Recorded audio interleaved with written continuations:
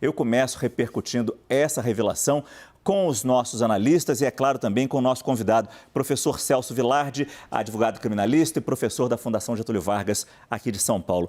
Professor Celso, muito obrigado pela sua presença aqui no nosso CNN Prime Time. E eu começo diretamente com o senhor para ter a sua visão, a sua análise, claro, da decisão do ministro Alexandre de Moraes, mas também da polêmica que se criou em torno disso. Foi válida ou não a autorização dessa operação da Polícia Federal de busca e apreensão, aparentemente em cima de mensagens trocadas no WhatsApp? Bom, boa tarde. Boa tarde. Boa tarde a você e a todos. Eu acho que eu tenho me manifestado que eu entendi que essa operação foi excessiva, né?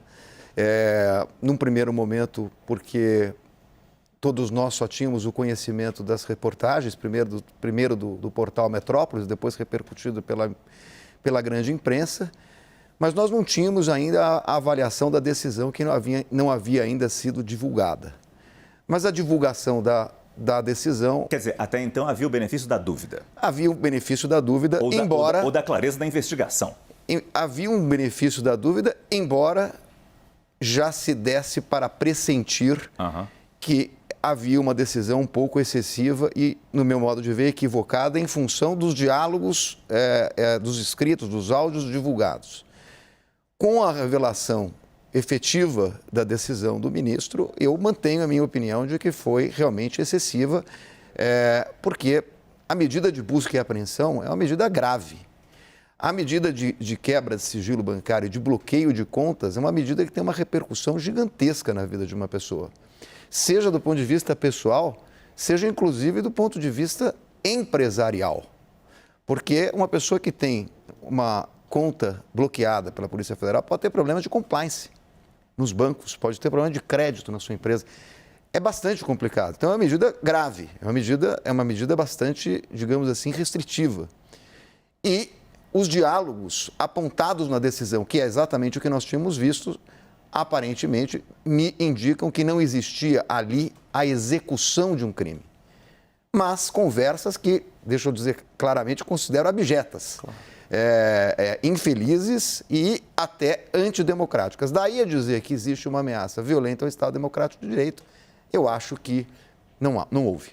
É que muito se falou da necessidade de transparência, né, Raquel? De tomar uma decisão com esse peso, dessa envergadura, digamos assim, seria necessário ter transparência.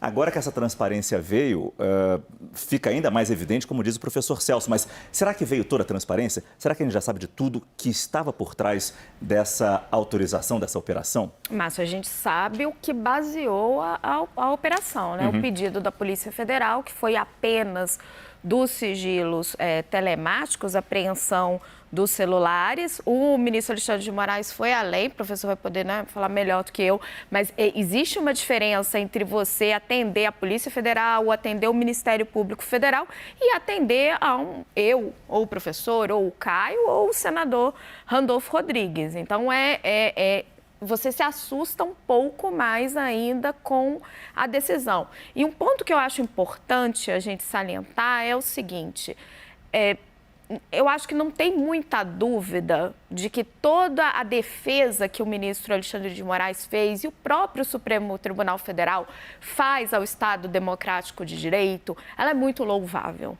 Né? Vai passar para a história como o STF como um guardião dessa democracia, mas não é por isso que ele não precisa seguir as regras dos processos, as regras da justiça. A Operação Lava Jato está aí para servir de exemplo. E particularmente, né, Caio, especialmente quando se sabe que Randolfo Rodrigues, senador do Amapá, é um dos coordenadores ou o coordenador da campanha do ex-presidente Lula à presidência. Isso cria-se um caldo perigosíssimo nesse momento tão tenso que já vemos politicamente. Exatamente, mas se a gente fizer um paralelo, é como se, vamos supor, num governo Lula 3, se o Lula ganhar a eleição, o Eduardo Bolsonaro faz um pedido para o Supremo Tribunal de apreensão, de bloqueio telemático, de conta, e o ministro contra empresários alinhados ao petismo, e o ministro Nunes Marques, por exemplo, acata. Ou se a gente voltar no tempo, fazer um paralelismo histórico, no governo Dilma, um parlamentar do PSDB faz um pedido para o Supremo e é acatado, né? Dá para a gente fazer esses paralelos, né? Você já tinha desde o começo essa operação, já tinha essa suspeita forte dela ter um embasamento muito frágil e é difícil compreender por quê, porque naquele momento da operação, o ministro Alexandre de Moraes estava muito bem posicionado, teve uma posse histórica no Tribunal Superior Eleitoral, posse prestigiada por ex-presidentes da República, pela mídia, pelos formadores de opinião, conseguiu ali, de certa maneira, nessa quadra da política brasileira, estabelecer um limite ali para até o bolsonarismo mesmo. Então, ali ficou essa avaliação, primeiro, das decisões em si. E segundo, depois, essa reportagem do Estadão, onde você vê que uma liderança, das principais lideranças da oposição, que fez o pedido contra empresários alinhados ao governo. Isso aí piorou ainda mais a situação. Eu acho que as meninas em Brasília vão poder falar bem disso também, mas é uma decisão que reforça o discurso bolsonarista, na verdade. Reforça os movimentos bolsonaristas no 7 de setembro.